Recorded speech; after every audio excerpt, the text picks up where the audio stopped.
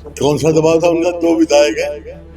दबाव तो कांग्रेस का, जहाँ 37 विधायक है कि फिरौती मांगते हैं और क्लेम करते हैं मैं फलाना आदमी, कत्ल करते हैं फलाने गैंग का आदमी, गैंगवार हो रही क्या हरियाणा। फिर कटी नहीं तो रेस्टोर क्यों कर रहे हो? कटी तो बहुत ज्यादा है, बहुत ज्यादा कटी है।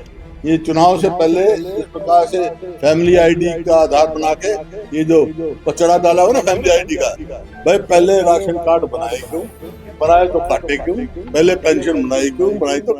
अपराध क्या है? अपराध 2 किस्म के होते हैं। एक अपराध होता है अनऑर्गेनाइज्ड। अनऑर्गेनाइज्ड अपराध होता है आपस में भाइयों का झगड़ा हो जाए, किराएदार का टेंट का लैंडलॉर्ड का झगड़ा हो जाए, कोई दुर्घटना घट जाए और कोई छोटा मोटा झगड़ा हो जाए, वो होता है अनऑर्गेनाइज्ड। ये होते रहते हैं, समाज जहाँ भी होगा इस किस्म के अनऑर्गेनाइज्ड अपराध होते रहते हैं। लेकिन हरियाणा में आज हो रहा ऑर्गेनाइज्ड क्राइम। ऑर्गेनाइज्ड क्राइम क्या है कि फिरौती मांगते हैं और क्लेम करते हैं मैं फलाना आदमी हूँ, कत्ल करते हैं फलाने गैंग का आदमी है, गैंगवार हो रही क्या। हरियाणा में सबसे ज्यादा आज गैंग बने हुए हैं, 50 से 60 तक गैंग हैं। और ये मैं नहीं कह रहा, जो केंद्र की गृह मंत्रालय है उसकी रिपोर्ट है। आज हरियाणा पूरे देश में सबसे ज्यादा असुरक्षित प्रदेश है। हर व्यक्ति अपने आप को असुरक्षित महसूस कर रहा है। मतलब वो तो उनके ऊपर तो काबू पाया नहीं जा रहा। कभी देवेंद्र हंस पे करते हैं, कभी नरेश सेलवाल पे करते हैं, कभी और किसी करते हैं बेमैने। मैं आपके माध्यम से सरकार को कहना चाहता हूँ, इस किस्म की जो कार्रवाई उन्होंने की, क्या कहा था देवेंद्र हंस ने, हमारे विधायक ने यही कहा था ना, तुम सरकार की विफलता है, कोई एक व्यक्ति के खिलाफ थोड़ी कहा था, सरकार की विफलताएं दर्शाई थी उन्हें। भाई ये सरकार विफल है, छोटा मोटा काम भी नहीं कर सकते। तो ये बात जो है हम बर्दाश्त नहीं करेंगे। और इसी वजह से जो अब अधिवेशन आ रहा है असेंबली का, कानून व्यवस्था पे हम काम रोको प्रस्ताव लेकर आएंगे, एडजर्नमेंट मोशन लेकर आएंगे, इस सरकार से जवाब मांगेंगे। बुढ़ापा पेंशन को लेकर इंडियन नेशनल कांग्रेस ज्यादा क्रेडिट लेने की कोशिश कर रही है कि हमारा दबाव था तभी बहाल। कौन सा दबाव था उनका? 2 विधायक है।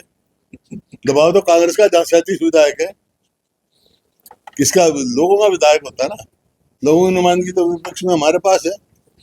और ये क्योंकि सबसे पहले सोनीपत में रखा, और ये क्या अब इन्होंने कहा है दोहरा चेहरा इनका, दुमुआ चेहरा है। थोड़े दिन तो पहले कहते हैं, मुख्यमंत्री जी के बयान आते हैं कि कोई पेंशन कटी नहीं, अब कह रहे हैं हम रेस्टोर करें 70,000। फिर कटी नहीं तो रेस्टोर क्यों कर रहे हो? कटी तो बहुत ज्यादा है, बहुत ज्यादा कटी है।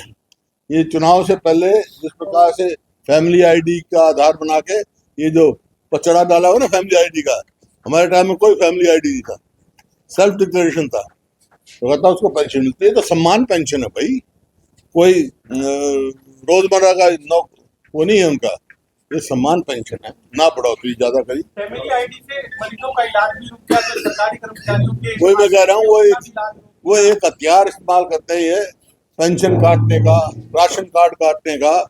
जैसे राशन कार्ड जो है हरियाणा में चुनाव से पहले धड़ाधड़ बनाए इन्होंने, राशन कार्ड बनाए, पेंशन बनाई, और चुनाव जीतते ही, सरकार बनते ही पेंशन काटनी शुरू कर दी, राशन कार्ड काटने शुरू कर दिए।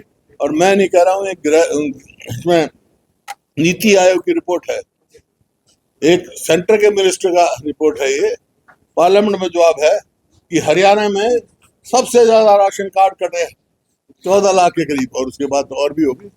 क्या है भाई ये फैमिली आईडी? मतलब चक्कर में डाल रखा लोगों को। तो ये मेरा एक सवाल है इनसे, भाई पहले राशन कार्ड बनाए क्यों, बनाए तो काटे क्यों, पहले पेंशन बनाई क्यों, बनाई तो काटे।